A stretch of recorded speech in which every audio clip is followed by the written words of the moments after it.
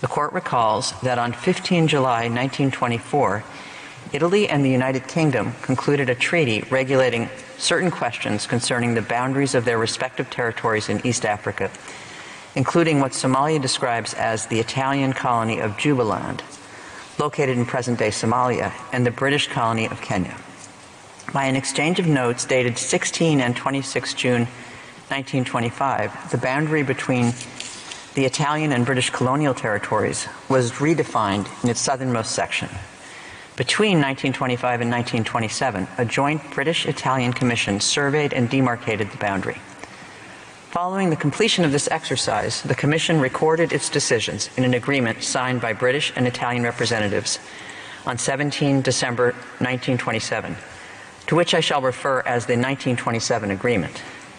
That agreement was formally confirmed by an exchange of notes of 22 November 1933 between the British and Italian governments. I shall collectively refer to the 1927 Agreement and this exchange of notes as the 1927-1933 Treaty Arrangement. Somalia and Kenya gained their independence in 1960 and 1963, respectively.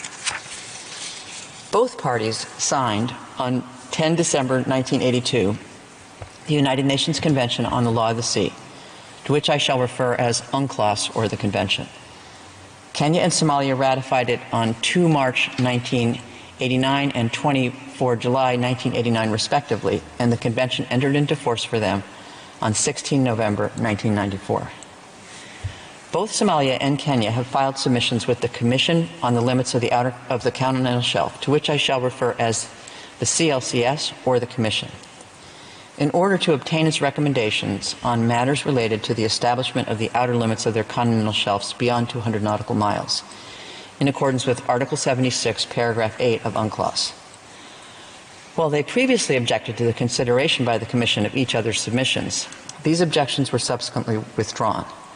As of the date of the present judgment, the Commission has yet to issue its recommendations in respect to the parties' submissions. The Court then gives an overview of the positions of the parties.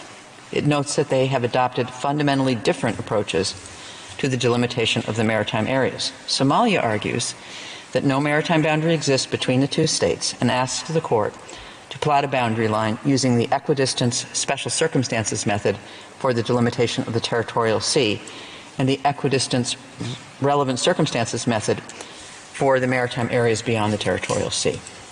In its view, an unadjusted equidistance line throughout all maritime areas achieves the equitable result required by international law. Kenya, for its part, contends that there is already an agreed maritime boundary between the parties because Somalia has acquiesced to a boundary that follows the parallel of latitude at 1 degree, 39 minutes, 43.2 seconds south. I shall refer to this boundary claimed by Kenya as the parallel of latitude. Kenya submits that even if the Court were to conclude that there is no maritime boundary in place, it should delimit the maritime areas following the parallel of latitude, and that even if the Court were to employ the delimitation methodology suggested by Somalia, the outcome following adjustment to reach an equitable result would be a delimitation that follows the parallel of latitude.